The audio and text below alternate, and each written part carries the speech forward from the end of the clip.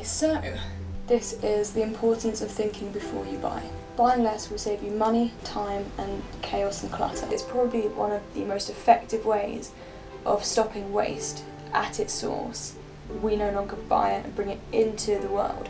And I think people might question, why is that any worse than leaving it on the shelf? Like, it's still being made, it's still out there, so why shouldn't I just bring it into my house now? Well, because once companies and supermarkets and big businesses start seeing that actually people are buying less, eventually they can respond to that and moderate how much they put out there. We don't need however many plastic gloves and coat hangers and lilos get made a year. They can cut back and not mass produce to the extent that they do to meet our demands of buying everything off the shelf. Leave it.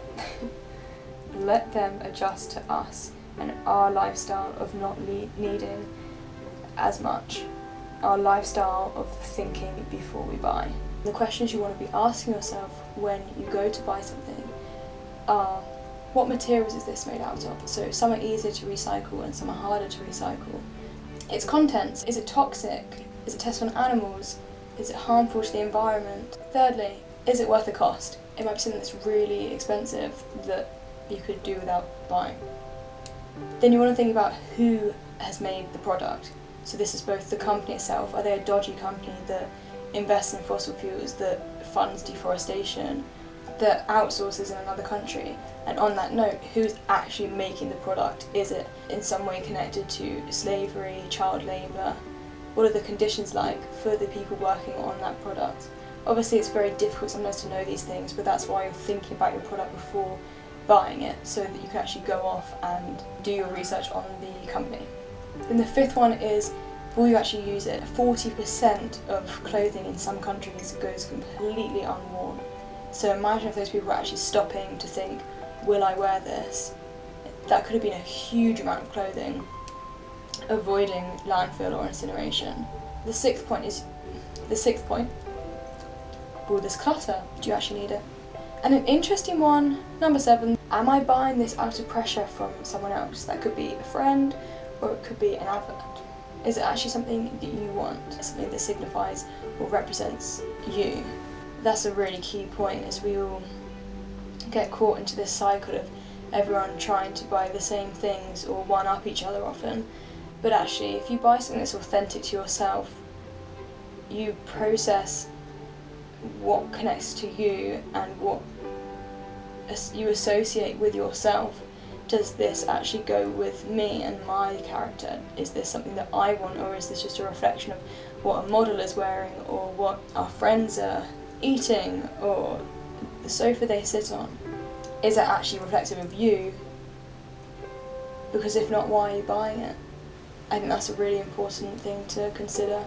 And also it's a lovely point because it brings a lot of self-reflection, which we can all do with a bit more of. Number 8 is kind of similar. It's how long will this last? Not just society and how long it's going to be popular and how long you're going to like it. If you haven't given it much thought, then that might not be long. But also just how long is the product itself going to last physically? Is it an inevitable waste that's going to end up in landfill that you could have avoided? Is it cheaply made? Is it not a great material? Is it something that you're not going to be able to fix once it's broken? Those are all really important things to consider how much use you're going to get out of this product. So 2 good things to come out of it is you feel better about yourself because you've been more responsible, you've thought about it in a more environmentally conscious way, and you'll also save time if you don't view shopping as this kind of like commercialised hobby that some people do, and more of like a necessity when you need to get something that you've given thought to. By cutting back what we buy, it makes everything we do buy far more meaningful and far more symbolic of ourselves. And a question you might be thinking is like, how do I stop myself from buying it? And I think the best way is just to walk away. You'll either forget about it and therefore you never needed it anyway. You'll acknowledge that you don't need it anymore, and think that was silly of me if I even considered buying that. You may decide, actually, I do need that, and then you can go back and get it now that you know how you can extend its life for as long as possible, and if it comes to the end of its life, create a new one by fixing it, by reusing it, by turning it into something else, or by recycling it. And the chances are that if you know that it's something you now want to buy, you'll likely find it in a charity shop, or you will find it in a small independent shop, or a friend may have one they can give you. You might find it on offer somewhere. And the final thing is just kind of more of a tip.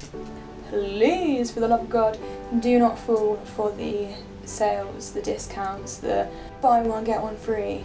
These tactics make it even harder for our brains to just buy the essentials, because we think, oh yeah, I do need 5 pairs of that, or oh yeah, I should have a few of those in stock for when I need them next.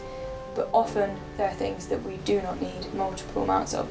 I think it's really easy to fall into that cycle of trying to get your money's worth when actually many of these sales get us to spend more. Let's say you really like this cushion, you really want to buy this cushion, and there's 2 left, and you think, well, and they're buy one get one free, this is amazing. There is no point in getting more than what you need. It's only going to clutter your house, it's only going to add to the landfills, to the waste system. Sure, you could do something responsible with it, or you could keep it for the rest of your life, but if you don't need that second cushion, if you have no purpose for it, do not purchase it. No purpose, no purchase.